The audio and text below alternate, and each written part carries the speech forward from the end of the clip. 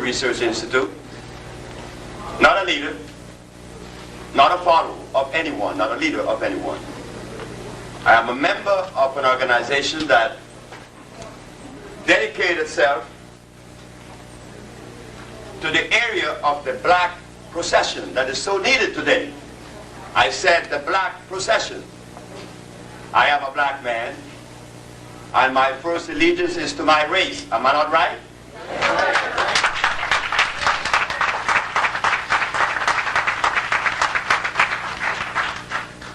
Chinese first allegiance is to himself and the Chinese race. The Caucasian to the Caucasian race. It's consistent. Nobody's wrong, nobody's right. We're consistent with the cosmic procession. The black man was placed in Africa, the Eskimos in Alaska, the Europeans in Europe, and we all had our duty to this planet, to the existence of this planet. But as for ourselves, I cannot talk for the Caucasian or the Chinese or the Eskimo. I could only talk about my race because that's the only thing I know. I know no other entity or race or people or philosophy. I didn't go to school because it wasn't necessary. I came from a people that didn't invent school because school was unnecessary. Today with the schools, we are sick. Yesterday without the school, we were healthy.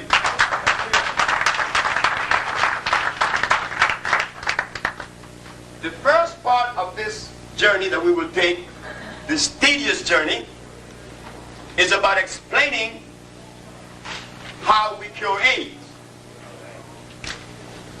Is that how Sebi cure AIDS? Am I your brother? Yes. So if Sebi or the User Research Institute cure AIDS, who cure AIDS? The black race or Sebi? It is the black race. When the Chinaman does something in China, there isn't one single Chinese that is singled out to say, he is the man that did it. It's the Chinese people. When the Arab does certain things, the Arabs. When the Caucasian, the Caucasian. But with me, it is Sebi. It divorced me from you. I am a sum total of the black race. Am I not? Am I not? Yes. I am you standing here. So what is wrong? I am you. The part of you that you didn't know.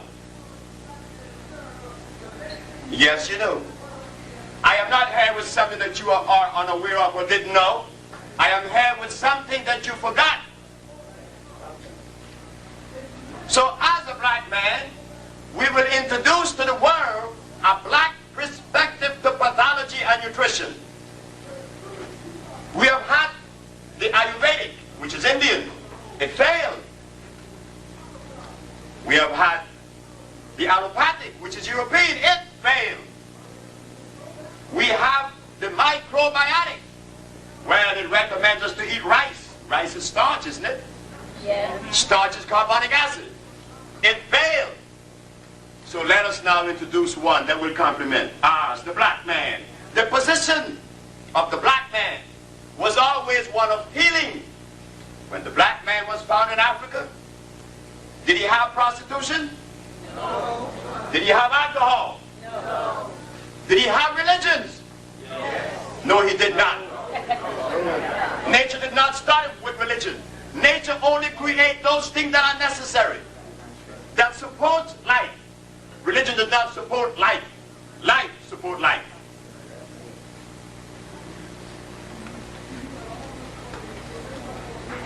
Did we wear clothes? No, we didn't wear any clothes.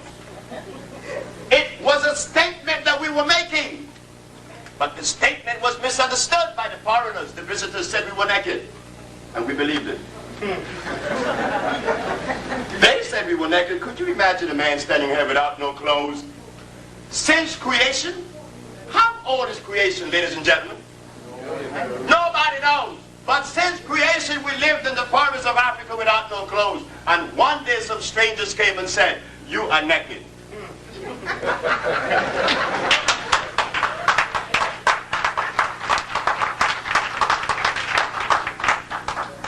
And because we, their children, have negated them and misinterpret our parents, we become like embarrassed because our parents lived in Africa without no clothes.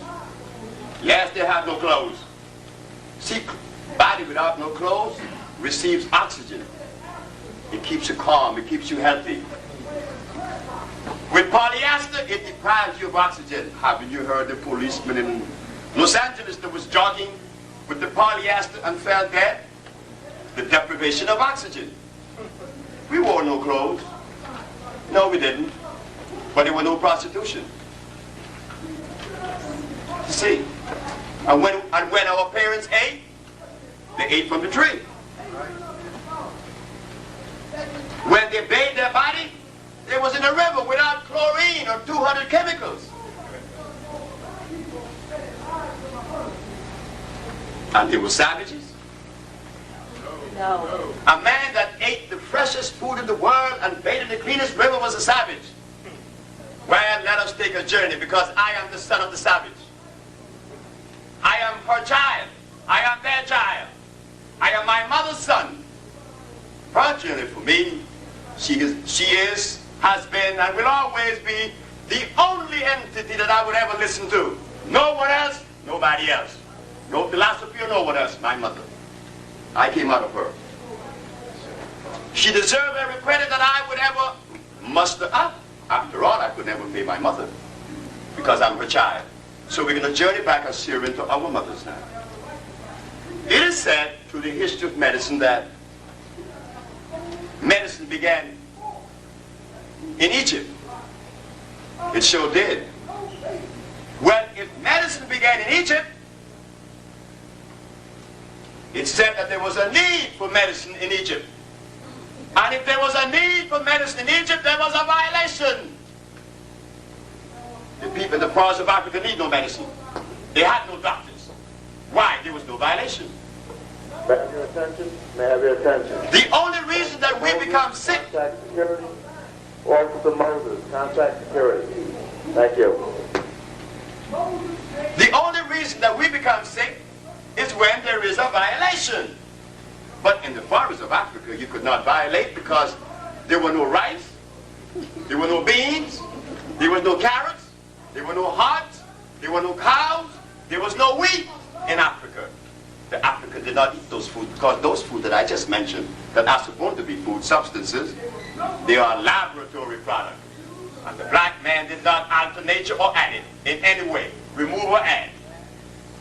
So you see, what did we eat?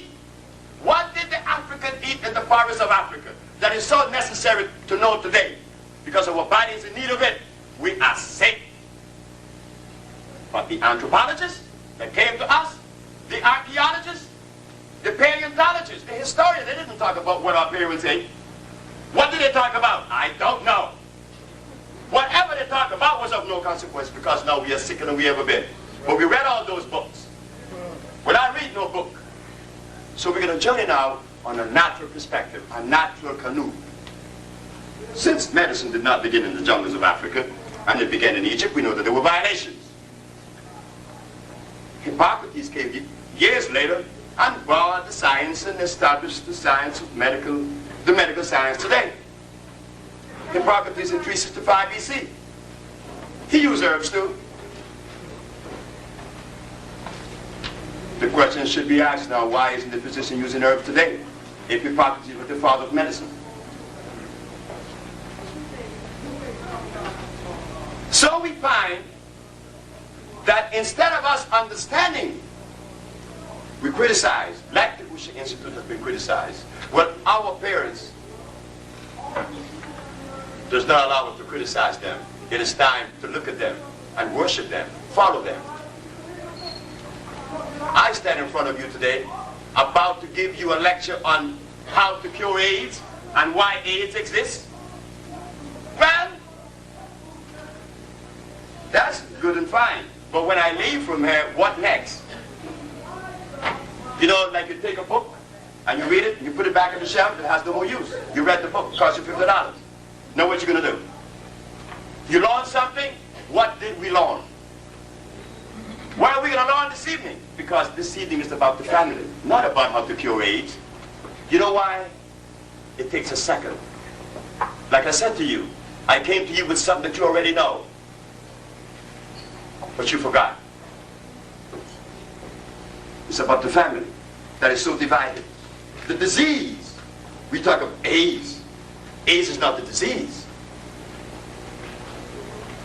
It's that rice, and that sugar, that salt, that meat, that cow meat, that carrot.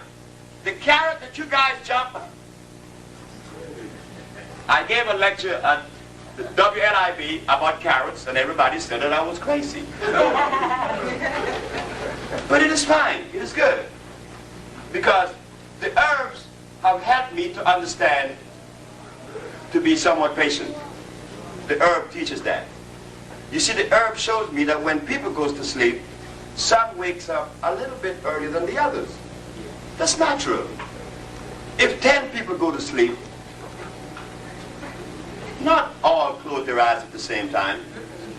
And when they wake up, some wake up earlier than others. But the mistake that is being made with us today is that those of us that are yawning, we want to go and wake the other one that wants to wake up at 7 because we're up at 5. You see? You leave him sleep because sleep is necessary. It is through sleep that we regenerate energy. But we curse sleep. This is what we say about each other. Oh, you are dead. You're asleep. He's not dead. Yes, he's asleep. But why are you angry because he's asleep?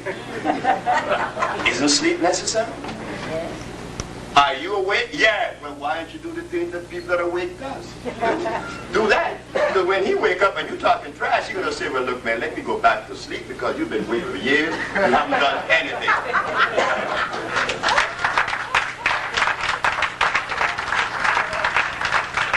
I am not awakened yet. I'm still yawning.